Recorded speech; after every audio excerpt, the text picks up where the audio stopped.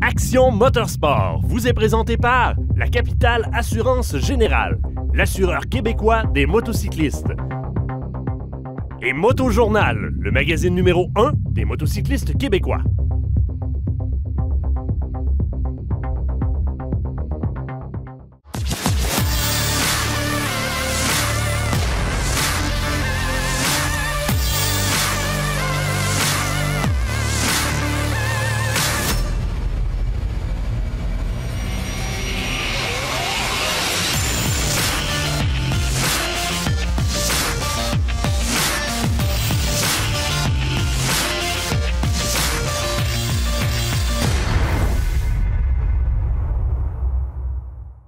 Je n'ai jamais rencontré un seul motocycliste qui me dit qu'il connaissait trop de choses. Et voilà pourquoi les gens sont curieux à chaque semaine de savoir, mais qu'est-ce qu'on va essayer à AMS Moto pour augmenter nos connaissances? Cette semaine, la Kawasaki Z800, une nouvelle offre chez Kawa. On parlera avec nos amis des Assurances La Capitale, les experts de chez Silverwax et on poursuit nos reportages sur l'excursion extraordinaire à la baie James. Tout ça cette semaine à AMS Moto. Alors, cette année, on a été obligé de couper un peu dans les budgets. Alors, on a coupé l'animateur. Francis, tu vas être pris avec ton père pour faire les chroniques. Ça fait bien mon affaire, on va avoir du fun à faire ça ensemble. Je pense que oui. Surtout, ça va être un choc de génération. Ouais. Puis, je suis obligé de te dire que, avec mes tâches plus administratives, j'ai perdu un peu le fil. Je trouve que ça va vite, l'évolution des modèles. Puis je pense que tu es plus up-to-date, excuse l'anglicisme, que moi dans ça. En effet, parce que moi, ma job, c'est ça. Moi, c'est de livrer les motos puis d'expliquer ça au monde, hein, tu sais. Ouais. Fait que j'y vois, moi, à chaque année, je vois les nouveautés. Fait que je sais de quoi que je parle quand il s'agit de moto. Je peux te dire que si tu fais bien ça cette année, là, je vais te laisser faire ça tout seul les années suivantes. Parfait. Ça, c'est l'élément qui me laisse. OK, Francis, tu vas être content parce qu'on a choisi quand même deux modèles qui t'intéressent, c'est des motos sport. Oui. Hein? Ça t'interpelle plus. L'année passée, tu avais comme démo un beau H2. Ah oui, j'ai eu la chance de chauffer ça. C'est pas tout le monde qui a eu la chance, mais moi, je l'ai eu, puis je suis très reconnaissant de ça. Mais c'était de la machine, là. C'est quelque chose. Ce que tu disais, c'est que c'était pratiquement trop. Trop, quasiment trop, surtout au Québec, les routes, les limites de vitesse sont à 100. Donc, qu'est-ce que tu veux qu'on fasse avec une machine que tu peux rouler quasiment 150 en première vitesse? Fait que c'est trop, comme on dit. Bon. Fait que t'es sage cette année. Ouais. Tu as choisi un 600. Un ZX6. Puis tu vas avoir du plaisir avec ça. Alors, super du fun. Les modèles n'ont pas changé des années passées, 2015. Sauf que ce qui a changé beaucoup, ça va être le ZX10 qu'on voit ici. OK. Alors, le ZX10... Ce qui a changé, c'est surtout dans l'électronique. Il y a beaucoup plus de composants. Donc, il y a le Quick Shift qui a été rajouté, qui était sur le H2, qui n'était pas sur le ZX10, qui l'ont mis là-dessus. Les contrôles de traction, tu peux avoir des presets. Tu as jusqu'à 5 modes de contrôle de traction que tu peux choisir 1, 2, 3, puis tu les as déjà préenregistrés selon le type de terrain. Fait qu'il y a beaucoup d'électroniques qui sont rajoutées à ça. Performance moteur, là, on passe aux alentours de 200, 204 forces de moteur, qui est quasiment 10 de plus que ce qu'il y avait l'année d'avant. Est-ce que je me trompe, mais les principaux changements qu'on trouve dans à peu près toutes les motos, c'est beaucoup relatif à tout ce qui est électronique. Oui, c'est ça. Tout est injection électronique, donc tout est contrôlé électroniquement. Ce qui veut dire que les performances du moteur sont changées à cause de l'électronique qu'ils ont mis dedans. Ça veut dire que quand toi, tu livres une machine à un client, oui, tu prends soin d'y expliquer ça. Tout le temps. Donc, il faut que les gens soient au courant de comment manipuler ça, parce que ça peut changer beaucoup le comportement de la moto. Comme Kawasaki, ils ont ça depuis quelques années, mais juste le fait d'avoir le mode sport, le mode full ou le mode low. Le mode low est à 60% des capacités moteurs, ce qui veut dire que c'est une grosse différence entre 100% et 60%. Fait quelqu'un qui ne sait pas, qui est sur le low, ben, il trouve que sa moto ne marche pas tant que ça. Il faut le savoir. Francis, je trouve que tu t'en es bien sorti pour la première. Puis je veux te dire que je trouve ça pas mal agréable de faire ça avec mon gars. Ah oui, ça va être le fun, puis on n'a pas fini. Bonne saison, mon gars. Merci. Puis sois prudent. Exactement.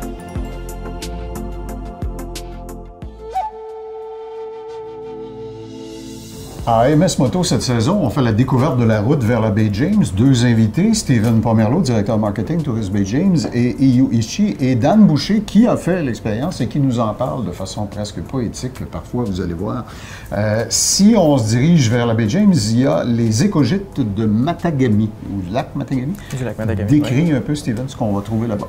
Donc, les écologistes du lac Matagami, c'est vraiment un lieu pour se ressourcer en pleine nature. Donc, c'est un lieu avec un hébergement insolite. Donc, il y a 3 chalets et 2 yurts qu'on peut habiter dedans, avec tous les services. Il y a cuisinette, là, les lits, tout ça.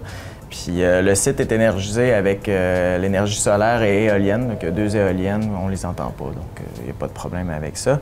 Puis il y a 3 km de passerelles en bois sur tout le site, donc on ne marche pas directement sur on peut explorer, disons, des marécages ou certains champs ou faire la photo, par exemple, des choses comme ça. C'est ça, donc vraiment un bel endroit pour prendre des photos. C'est vraiment un beau site sur le bord du lac Matagami. Donc c'est vraiment un beau grand lac à découvrir aussi. Donc on peut faire du canot-kayak qui sont disponibles en location là-bas. Découvrir le lac et des belles grandes plages. On ne se fait pas réveiller par des gars qui font du sidou le matin. Non, non, c'est ça. Okay, ça arrivera pas là. OK. Est-ce qu'il y a j'allais presque appeler ça de l'interprétation de la nature. Est-ce qu'on peut aller, par exemple, découvrir des plantes, des fleurs, des choses comme ça? Oui, exactement. Donc, le propriétaire, Pierre Chevrier, est un grand adepte de la nature. Il a beaucoup de connaissances. Donc, on peut faire de la cueillette de champignons, l'interprétation de la nature. Donc, on fait des sorties avec lui, puis il en connaît beaucoup, là. Donc, c'est super intéressant. Excellent. Dan, tu l'as fait l'expérience, et quand je vous disais que c'est un moteur sensible, Dan s'intéresse aux insectes et aux papillons, puis pas juste ceux qu'il y a dans le pare-brise de sa moto, dans la vitre de son casque. Tu as vu des espèces de tentes où on voit se poser les papillons? Oui, c'est l'observation de papillons nocturnes qu'il appelle avec Pierre. Il nous avait emmenés là. Ils mettent une lumière en dedans de la tente, tous les papillons viennent se poser sur la tente. Il y en a vraiment des gros, c'est quand même spectaculaire. Puis Pierre, il y a une grosse collection d'insectes aussi. Ceux qui aiment ça, c'est quand même assez... Les amateurs d'entomologie, il y a de quoi se régaler. Oui. Pas au sens d'en manger, là, mais au sens d'en découvrir. Puis Pierre, il y a un gros bagage de nature. Côté champignons, tout ce qui est boréal, il est assez calé. Il communique bien sa passion, j'imagine. Oui, il veut partager. C'est un lac dont on dit que les couchers de soleil sont absolument magnifiques. Et oui. Puis la plage, parle-nous de la plage. Ça a l'air que c'est très beau sable. C'est vraiment surprenant pour dans le coin, au Québec, quand on regarde avoir du beau sable comme ça, comme plage. Le lac est quand même assez grand. Fait que c'est une belle place pour pratiquer la pêche, le bateau. C'est vraiment génial. Canaux et autres activités pour nous rapprocher de la nature. Alors, c'est à l'écogite du lac Matagami, en montant. L'adresse Internet, Steven, pour avoir plus de détails? Décrochercommejamais.com, donc le site de la destination, puis toute l'information sur les écogites sont là. D'autres découvertes la semaine prochaine, les amis.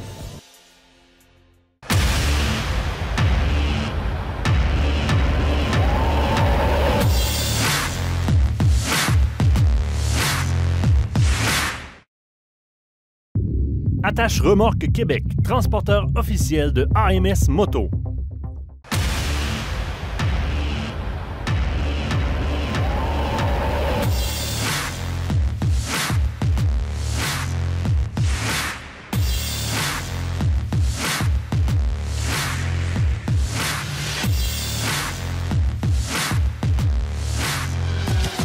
La nouveauté cette année chez Kawasaki, c'est la nouvelle Z800 que voici. Écoute, Francis, toi, ce que tu sais pas, c'est qu'il y a quelques années, en 2004, tu étais petit, hein? Ouais. Il y avait la Z750 de Kawasaki qui ressemblait beaucoup à ça. Ouais. Puis Dieu sait que c'était très avant-gardiste. Elle a été retirée en 2007. Ensuite, le Z1000 est arrivé, puis on sait que c'est un créneau qui est très populaire maintenant, ce genre de moto-là. Alors là, ils reviennent cette année avec la Z800. Et mon Dieu, que je peux donc la trouver belle! Plusieurs couleurs qui s'offrent à nous. On a le rouge et noir comme ça ici. On l'a dans le bleu et dans le noir aussi. Sinon, on l'a dans le noir lustré avec un peu de noir mat puis quelques petites teintes de vert. Ouais, puis elle est vraiment très, très belle. Alors, comme c'est la nouveauté, c'est ce qu'on a offert à notre ami Marc comme essai pour cette année. Alors, j'espère qu'il va l'apprécier, qu'il va avoir du plaisir, parce que si ça ne fait pas l'année prochaine, il va avoir une nouvelle dans la gamme Z, la 125, puis c'est celle-là qu'on va choisir pour lui.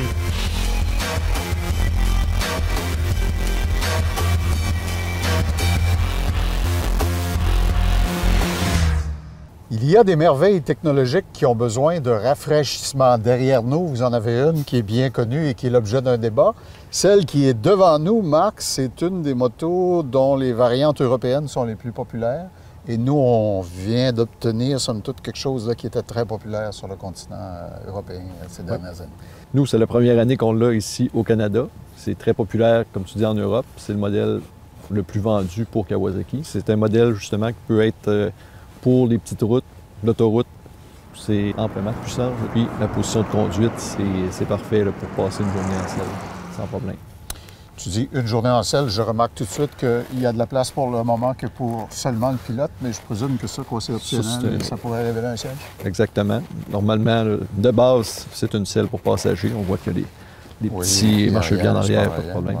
On peut remarquer aussi là, le logo Z sur la selle. Ouais, il y a des nerveux exactement dedans, comme plus, sur la Z1000. Il y a beaucoup de styles empruntés à la Z1000 sur cette moto.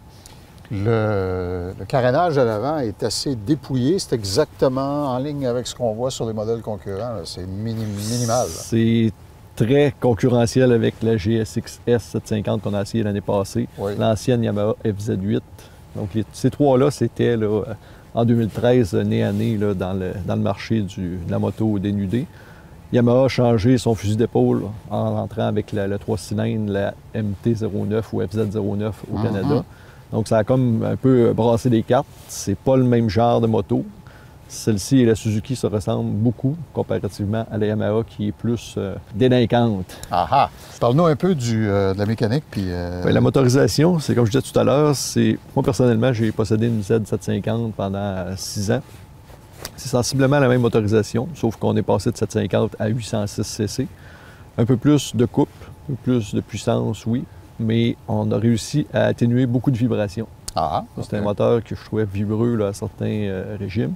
Lui, à régime d'autoroute, autour de 6000 tours minute, vitesse tolérée, c'est excellent, pas de vibrations. C'est sûr que si on monte beaucoup plus haut en régime, quand on change les régimes à 10-12 000 tours, un petit peu de vibration au niveau de la selle, de la haute fréquence. D'accord. Mais c'est un 4 en ligne. C'est pratiquement impossible d'avoir aucune vibration sur les 4 en ligne. À part ça, injection électronique, 4 valves par cylindre, c'est sûr, refroidissement liquide. Tu as le mono-amortisseur à l'arrière. Oui, ajustable en précharge et en détente, comme à l'avant. Un poteau de fourche pour la précharge, l'autre pour la détente. Impressionnant, les fourches d'ailleurs sont... Oui, puis 41 mm, c'est intéressant pour la rigidité de l'avant. Freinage plus que le client demande. ABS de série.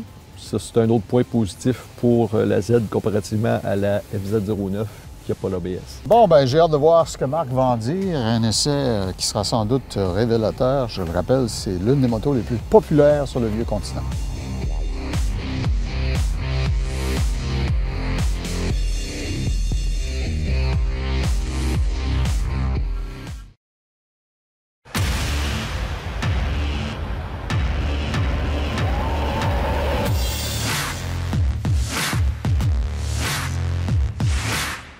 Le casque de moto est considéré comme l'un des éléments les plus importants au niveau de la protection du motocycliste. On vous parle souvent des différents critères de sélection sécuritaire dans le cas d'un casque, mais qu'en est-il du non-respect ou des conséquences du non-respect de ces critères-là? Premier critère, l'ajustement du casque. Il faut comprendre que les manufacturiers conçoivent les casques de façon sécuritaire en calculant le temps à laquelle la boîte crânienne va venir littéralement cogner sur la coquille rigide. Donc, la bourrure est très importante et l'ajustement du pourtour de la tête aussi. Un casque qui serait choisi trop grand augmenterait l'espace qui est contenu entre la boîte crânienne et la coquille, augmentant évidemment la vitesse de persécution de cette boîte crânienne-là sur le sol au temps d'un impact. Résultat, évidemment, on peut partir d'une simple commotion cérébrale, aller à, vous l'aurez compris, la mort. Dans un deuxième cas, un casque trop grand peut littéralement se détacher de la tête du motocycliste, laissant la tête à nu lors d'un impact ou d'un embardé au sol sans le véhicule. Vous devinez que les conséquences pourraient être catastrophiques. Dernièrement, si la sangle est bien attachée, on peut parler de strangulation parce que le casque va porter à s'enlever, à se retirer de la tête du motocycliste. À l'inverse, un casque qui serait trop petit, qui compresserait trop la boîte crânienne pourrait provoquer des éclatements de vaisseaux à l'impact. Évidemment, dans ce cas-ci aussi, on peut penser au pire. Les dates de péremption contenues dans vos casques sont très importantes puisque le temps assèche les différents polymères et détériore les paramètres physico-chimiques des matériaux qui composent le casque, le rendant moins efficace. On peut penser qu'un casque pourrait par exemple se fendre à l'impact, dégageant complètement la tête du motocycliste, ou encore pire, devenir l'objet de la blessure en se fragmentant. Les bouts pointus des fragments peuvent littéralement endommager la boîte crânienne du motocycliste. Dernièrement, les normes, est-ce qu'elles sont importantes? Elles sont importantes dans le sens que ces normes-là permettent aux manufacturiers de tester en usine la solidité des casques et de ne pas faire de vous le test de sécurité de ce casque-là. Pensez-y, casque bien ajusté, normes respectées, date de péremption respectée. Cette info flash vous a été présentée par la Société de l'assurance automobile du Québec.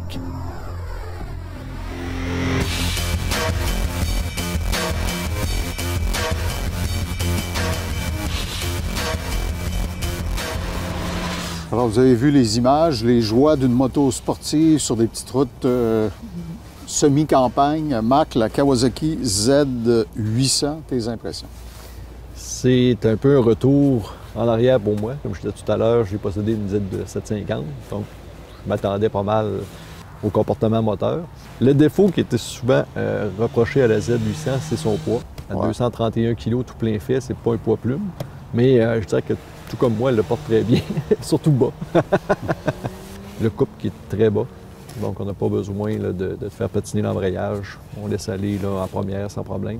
Tu me disais avant l'essai qu'il y a une fonction liée au neutre sur cette moto-là qui fait en sorte que tu peux pas partir en deuxième. Pas unique qu'à celle-ci, c'est toutes les Kawasaki. Un peu comme le système Eco qui apparaît là, dans le tableau de bord quand on roule à vitesse bon constante. Citoyen. Ah oui, tu as une petite lumière pour te récompenser. Ouais, on avait vu ça l'an passé. Okay. La recherche du neutre est facilitée avec le système Kawasaki, mais on ne peut pas partir en deuxième. C'est sûr que c'est pas quelque chose qu'on fait tous les jours. Là. Et quand on est vous au avez neutre, nettoyé vos pneus, c'est un petit peu plus... il faut prendre une autre technique. Je vois. Dans les ajustements, parce qu'il n'y a pas vraiment d'électronique, donc pas d'antipatinage. C'est cette période de poussière extrême sur les routes, il faut faire attention dans les plus bas rapports. Alors donc, quand on l'essaie et qu'on l'amène sur les routes québécoises, est-ce qu'on comprend et on s'imprègne du fait? La raison, ça explique pourquoi elle est si populaire en Europe? Bien, c'est une moto qui est facile de prise en main. Donc on part avec ça, le guidon tombe bien en place, il n'y a pas de défaut majeur. Il y a peut-être la selle qui peut sembler un petit peu dure là, les premiers kilomètres, mais on dirait qu'on s'habitue à force de la rouler, on prend la forme de la selle. Mais c'est une moto justement qui peut être adaptée pour faire du tourisme, quelqu'un qui veut se mettre un petit pare-brise un petit peu plus élevé, parce que sur autoroute, avec un vent de face, c'est un peu laborieux. Le vent dans le dos, à vitesse d'autoroute, il n'y a aucun problème. On peut rouler une journée sans problème. Si vous avez genre des vents à 20 km/h plus votre vitesse de déplacement, ça commence décoiffe à faire un petit peu de vélocité. OK. Donc, recommandation favorable? C'est un bon rapport qualité-prix dans la catégorie. Alors, si vous la suiviez dans la littérature européenne, elle est arrivée, la Z800 de Kawasaki. Merci.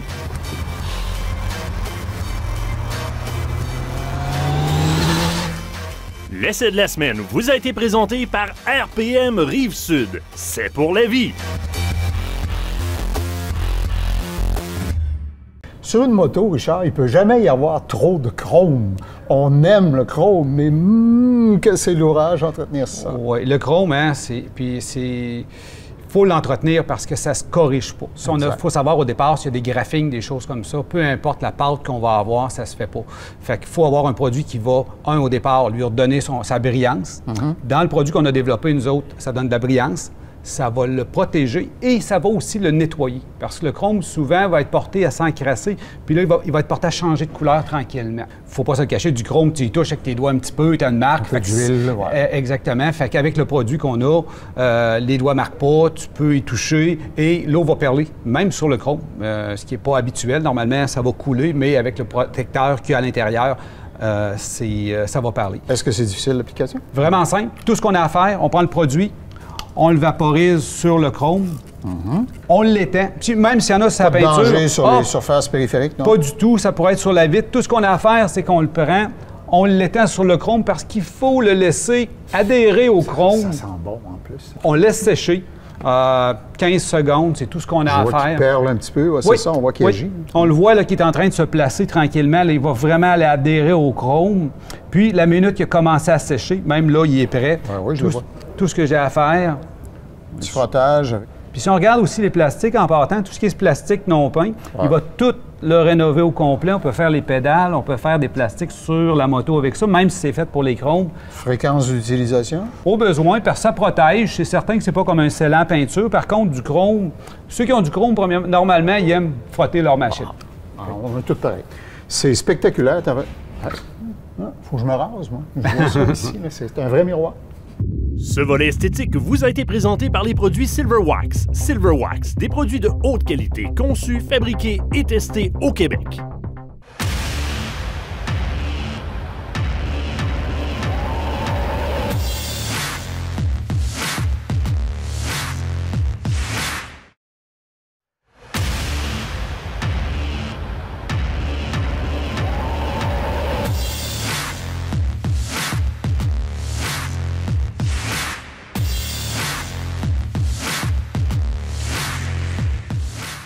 C'est fort l'appel de la route. Tous ceux qui font de la moto le savent, et Pierre Duchesne de la capitale, si je me laisse appeler par les sirènes de Laconia ou de Daytona ou de Sturgis au Dakota, les États-Unis, est-ce qu'il y a des considérations particulières dans ma protection si je roule aux États-Unis? Bien, à la base, le contrat d'assurance prévoit une couverture au Canada et aux États-Unis. Mais on suggère aux gens de communiquer avec son assureur pour juste s'assurer qu'au niveau des protections, c'est approprié avec l'usage qu'on va en faire. Comme par exemple, aux États-Unis, avoir une limite en responsabilité civile de 2 millions au lieu d'1 million, ça peut être intéressant. Parce que si on a un accident, on blesse quelqu'un... Ça change une vie. Le montant des poursuites là-bas est beaucoup plus élevé parce qu'ici, on a la SAAC qui vient couvrir nos blessures. Aux États-Unis, évidemment, les blessures qu'on cause aux autres, bien, là, c'est un autre problème. Je vois. Par exemple, si on fait un voyage de moto, plusieurs semaines, qu'on dépend vraiment de notre moto pour profiter de nos vacances, bien, avoir un avenant qui va venir couvrir une moto de remplacement suite à un accident, ça permet de sauver ses vacances. Exact. Le temps de la réparation. Son couple aussi, peut-être. Sait-on jamais? Exactement. Puis, bon, à la capitale, aussitôt qu'on assure sa moto, on offre gratuitement l'assistance routière. Donc, évidemment, aux États-Unis, très intéressant. C'est 4 services par année. Puis en plus de ça, bien, c'est aussi un cautionnement. Donc, si on se fait arrêter par la police, bien, on n'a pas à débourser tout de suite les frais qui sont payables. C'est des petites choses comme ça que le représentant en assurance va pouvoir nous donner comme conseil pour profiter pleinement, finalement, de nos vacances. Bien, c'est ce qu'on va essayer de faire. Surtout, tu parles de police, on sait que les policiers, ces temps-ci, défraient beaucoup la chronique, ils sont très nerveux. Alors, c'est bon d'avoir ce genre de protection-là. Mais Pierre Duchesne, merci beaucoup. Bonne route. On roule avec la capitale. Cette chronique vous a été présentée par la Capitale Assurance Générale, l'assureur québécois des motocyclistes.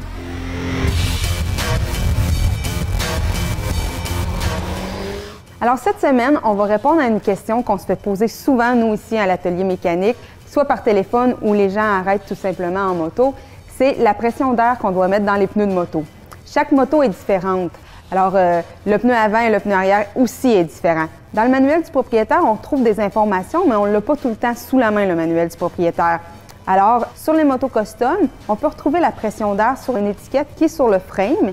Et pour les motos sport ou les motos semi-trail, semi-route, on a l'information soit sur le frame ou le swing-arm. Alors, avec ces informations-là, ça va vous permettre de vous faciliter la vie dans votre quotidien et avoir la réponse directement sous vos yeux. Kawasaki, depuis quelques années, nous offre la possibilité d'équiper nos motos vraiment bien du côté, que ce soit une Ninja 250, aller à Ninja 1000, il n'y a pas de problème. Et là, ici, on parle vraiment d'un sac de réservoir au niveau d'un Ninja. Donc, très belle caractéristique. On peut avoir une ouverture au niveau du GPS. On a même une prise au niveau de la sortie audio pour vos écouteurs. On a très grands espaces de rangement à l'intérieur. Ces sacs sont très complets. Kawasaki les conçoivent en fonction de votre moto. Il s'agit de trouver le bon. Le temps passe vite en votre compagnie. On est au début de notre calendrier d'essai. D'autres surprises la semaine prochaine. Un rendez-vous à AMS Moto.